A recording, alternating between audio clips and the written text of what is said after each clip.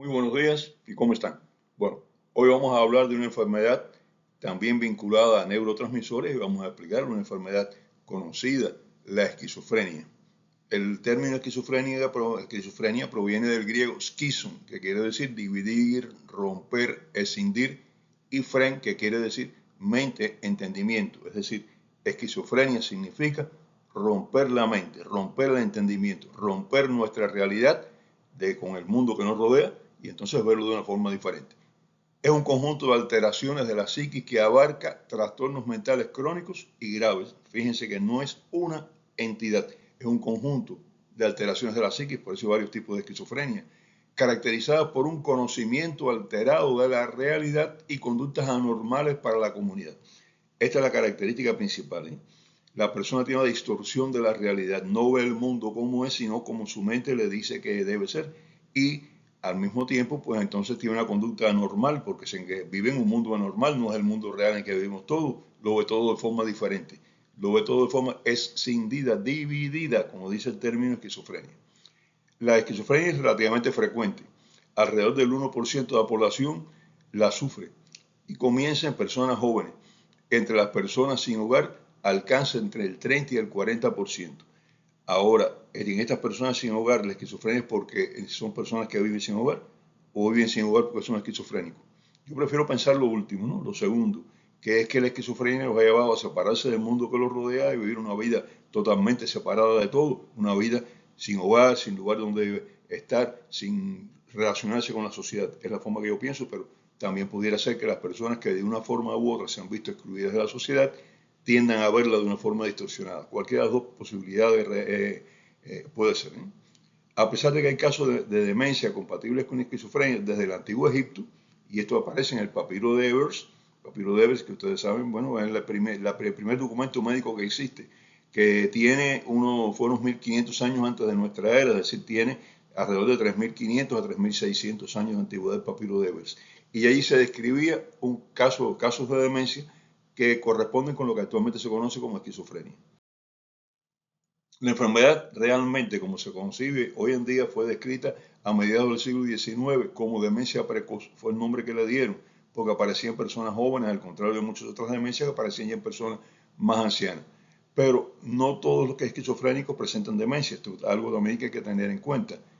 A mediados del siglo XX se definió mejor el diagnóstico, clasificando los síntomas en síntomas positivos y síntomas negativos. Y entonces ya esto permite hacer un diagnóstico de esquizofrenia separándolo de las demencias. Los síntomas negativos incluyen, primero, anedonia, sin hedonia, placer. Es decir, actividades que causaban placer en otras personas dejan de ser placenteras. Si a mí me gustaba, por ejemplo, el helado de chocolate, bueno, pues ya el helado de chocolate no me causa placer, es un ejemplo, ¿no? Otras actividades como relaciones sociales, etcétera, empiezan a perder el placer. El, lo que ya habíamos hablado del sistema de recompensa, se pierde y entonces no se experimenta placer. Otro síntoma negativo es la apatía, pérdida de interés. Sin patos, vinculación, interés, emociones, etc. Pérdida de interés o de emociones ante situaciones importantes. No nos interesa lo que pasa alrededor de nosotros.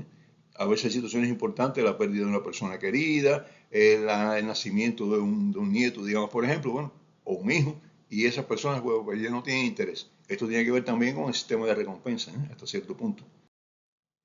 Alogía. El pensamiento se altera, responden con la misma palabra a todas las preguntas y hablan poco o nada. Anedonia, apatía, alogía. Fíjense que todo eso es con sin. O sea, se pierden estas situaciones. Embotamiento afectivo es la cuarta característica negativa, que se pierden las emociones. Los sentimientos se pierden. Ya no hay cariño por otras personas, se deja de sentir esto, vivimos en un mundo aislado, el esquizofrénico vive en este mundo aislado, las demás personas son personas, pero no son familiares queridos, no hay sentimientos hacia ellos. Y estos son síntomas negativos porque se manifiestan como pérdida o pasividad. Fíjense que los tres primeros empiezan con A. El cuarto, que es embotamiento afectivo, que no empieza con A, pero que en definitiva también es una pérdida. Y los síntomas positivos incluyen psicosis. Esto tiene que ver con alucinaciones visuales y auditivas. La persona con esquizofrenia ve cosas que no existen y oye sonidos, oye palabras, personas que le dicen cosas que tampoco existen. Ideas de grandiosidad. El esquizofrénico se ve como una persona grande, importante. Paranoia, es decir, muchas personas me quieren hacer daño, me están mirando mal, pueden crear problemas. Delirio de persecución. Tengo detrás de mí vigilándome a un grupo de personas que son malas, que me quieren hacer daño. Fíjense, ahí se vincula paranoia y el delirio de persecución. O sea, hay personas vigilándome que están atrás de mí que quieren hacerme daño. El habla y el pensamiento es desorganizado. Ya les decía que el esquizofrénico responde con una misma palabra a cualquier pregunta que le digan, ¿no? Sí, bien. Una palabra simple, ¿no? ¿Por qué? Porque no le interesa lo que le están hablando. Aquí en este caso, él tiene un habla y un pensamiento desorganizado. Lo que está hablando con nosotros no es la realidad. Está hablando con nosotros lo que tiene en su imaginación. Y tiene falta de coherencia en el habla. Está hablando de cosas incoherentes, que no tienen relación una con otra, salta de un tema a otro, ¿no? Esa es la primera de las características positivas, la psicosis. La segunda es un comportamiento motor anormal, gesticulación no apropiada. Van por la calle gesticulando, como están hablando con alguien, respuesta emocional exagerada o inapropiada. Cuando ocurre cualquier cosa, entonces ellos reaccionan de una forma exagerada o inapropiada. ¿Qué quiere decir esto? En situaciones que debían estar tristes, pues se ponen alegres, o en situaciones que debían estar alegres, se ponen tristes. No es apropiada la respuesta que tienen ellos ante situaciones diferentes. Ríen o sonríen sin motivo ninguno. Van por la calle a veces así, gesticulando como si fueran hablando y entonces riendo o sonriendo. ¿Qué le pasa a esta persona? Bueno, pues lo que pasa es que está enfermo, tiene una esquizofrenia. Estos dos son los principales síntomas positivos, pero otros síntomas también incluyen percibir su pensamiento como voces que hablan en mi interior o a mi oído. O sea, lo que él piensa lo percibe como voces, me están diciendo esto, están hablándome de esto. Y entonces eso forma parte también del cuadro clínico. Tienen deterioro de la memoria y del aprendizaje, no son capaces de aprender muchas cosas y la memoria la van perdiendo. Muchas veces se cierran, se refugian en su interior y el exterior lo ven como amenazas. Se cierran y se meten en un cuarto, se separan del mundo que los rodea y entonces dicen, no, lo demás me está agrediendo, voy a refugiarme aquí que es donde único me siento seguro. Esos son síntomas positivos de esquizofrenia. No es que el síntoma positivo sea bueno, estoy diciendo síntomas positivos porque no son los síntomas negativos que quieren decir negación de lo demás, sino que en este caso ellos están activos en este mundo, ¿no?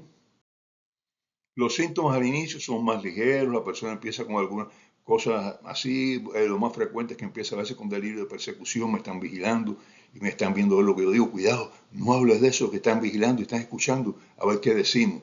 Y poco a poco pues van empeorando.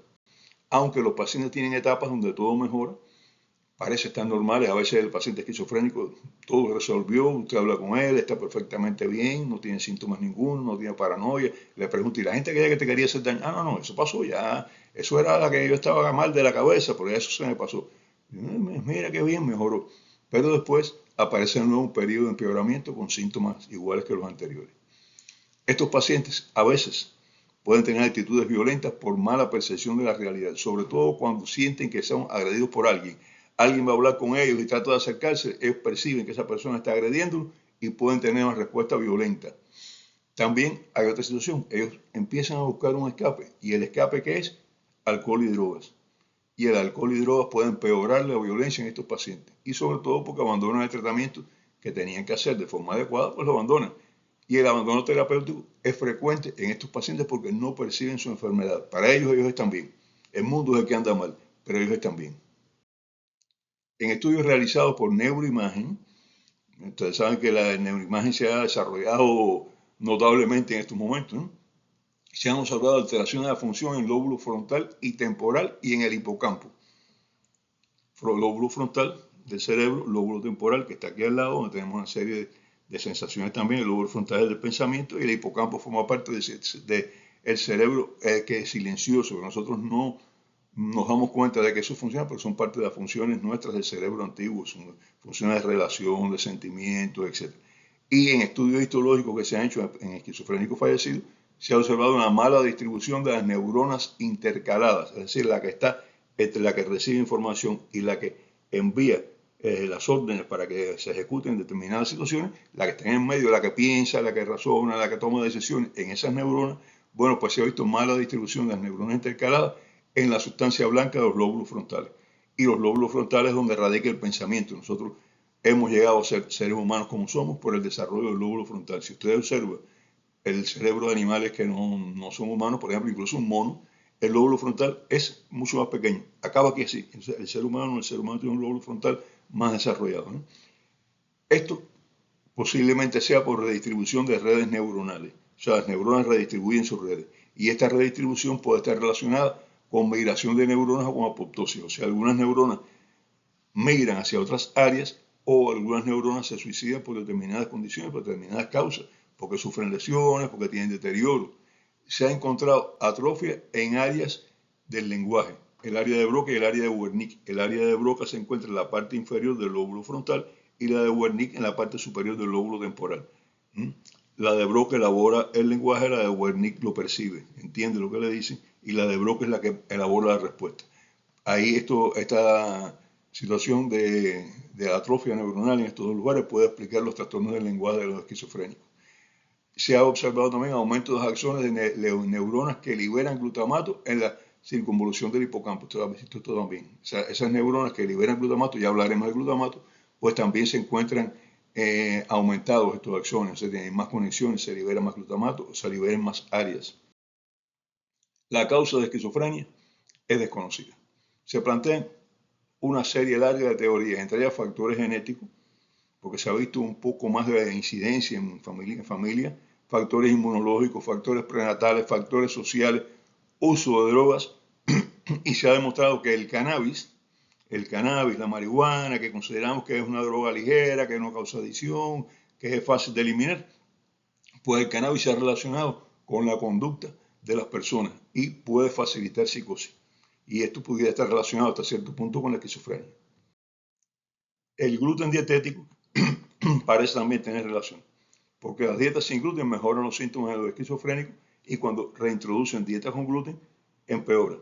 Bueno, esto pudiera tener relación con lo que hablamos ya de las neuronas que liberan glutamina, ¿eh? Trastornos metabólicos locales, cerebrales o sistémicos en el cuerpo, infecciones, parasitismo, etc. Todo eso es invocado como causa de esquizofrenia. Aunque nada de eso está demostrado, no se conoce la causa de esquizofrenia. En la patología de esquizofrenia se han encontrado trastornos de los neurotransmisores, planteándose entonces otra serie de teorías. Todo es teoría, como ustedes ven, en cuanto a la causa, pero se ha visto que hay trastornos en los neurotransmisores y entonces se plantea una teoría que es la teoría dopaminérgica que se basa en evidencia, como que el aumento de actividad en las neuronas que liberan dopamina en la vía mesolímbica, que está en el cerebro antiguo, en la parte esa que nosotros no tenemos conciencia de ella. Bueno, pues hay un aumento de la actividad de las neuronas que liberan dopamina. Recuerden que estamos ahora hablando de enfermedades relacionadas con la dopamina. Esta vía va a relacionar una serie de zonas de la parte inferior ventral del mesencéfalo, o sea, del cerebro medio, con el sistema límbico. Todo esto forma parte del cerebro antiguo, ¿no? Y esta parte del cerebro límbico, del sistema límbico, son básicamente la amígdala cerebral y el hipocampo, que son parte del cerebro antiguo. El cerebro que algunos llaman reptiliano, que responde a instintos, a los sentimientos, a aquello que no es consciente nuestro, ¿no? Y también se han visto relacionados con la corteza prefrontal, que sí tiene algo que ver con la parte de pensamiento. La hiperactividad de estas neuronas aumenta la de estas áreas. Las neuronas que liberan dopamina han aumentado su actividad, liberan más dopamina y aumentan la actividad de estas áreas. Y son áreas relacionadas, como ya les decía, con emociones y conducta. Esta teoría dopaminérgica se ve reforzada porque los medicamentos antipsicóticos actúan bloqueando la actividad de la dopamina y la cocaína y las anfetaminas que aumentan la actividad de la dopamina cerebral empeoran los síntomas de la enfermedad. O sea, lo que se basa esto, lo que se ha visto que son evidencias es eso. Los medicamentos que actúan bloqueando la actividad de la dopamina mejoran los síntomas. Sustancias como la cocaína y las anfetaminas, que son drogas que van a aumentar la actividad de la dopamina, empeoran los síntomas. Por tanto, la teoría dopaminérgica tiene fuerza, tiene bastante fuerza. Los estudios actuales han comprobado la hiperactividad de estas neuronas dopaminérgicas en pacientes esquizofrénicos. Actualmente se ha observado también que medicamentos modernos que bloquean la vía de la serotonina, como la clozapina, mejoran los síntomas de esquizofrenia. Y por eso se plantea que puede haber una relación entre esquizofrenia y serotonina, además de la que ya parece que estaba bien establecida de esquizofrenia y dopamina. Se ha observado disminución de la expresión de receptores de glutamato en neuronas de pacientes con esquizofrenia. El glutamato, otro neurotransmisor involucrado, y medicamentos que actúan la actividad del glutamato, pues mejoran los síntomas esquizoides también. O sea, Dopamina, serotonina, glutamato, están involucrados de una forma u otra, que parece que la dopamina es el más relacionado con la esquizofrenia. Medicamentos como la ketamina y la fenciclidina, que son antagonistas receptores de glutamato, pueden causar síntomas similares a los de esquizofrenia. ¿Qué les parece? La liberación de glutamato está regulada por receptores de dopamina en sinapsis, o sea que puede estar relacionada dopamina con el glutamato. Si disminuye la glutamina, pues disminuye también la secreción, la liberación de glutamato en algunos de los tipos de neuronas de este tipo, ¿no? Y sobre todo en la corteza cerebral y el área límbica. Cada día hay más evidencia en relación a la esquizofrenia con alteraciones de la acción de neurotransmisores y los medicamentos utilizados para su tratamiento actúan en vías mediadas por neurotransmisores. O sea, hay evidencia para pensar, evidencia de sobra para pensar que la causa de la esquizofrenia o los mecanismos de producción de esquizofrenia están íntimamente relacionados con la liberación de neurotransmisores. Por tanto, podemos considerar que es una enfermedad relacionada, o un síndrome, porque realmente es un síndrome, relacionado con neurotransmisores. Aunque la causa, ya les digo, no está establecida aún. Y algunas sustancias que modifican la acción de los neurotransmisores pueden empeorar los síntomas o causar la aparición de síntomas similares en personas sanas. La causa no se conoce. El mecanismo de aparición de estos síntomas está relacionado con estas modificaciones de neurotransmisores.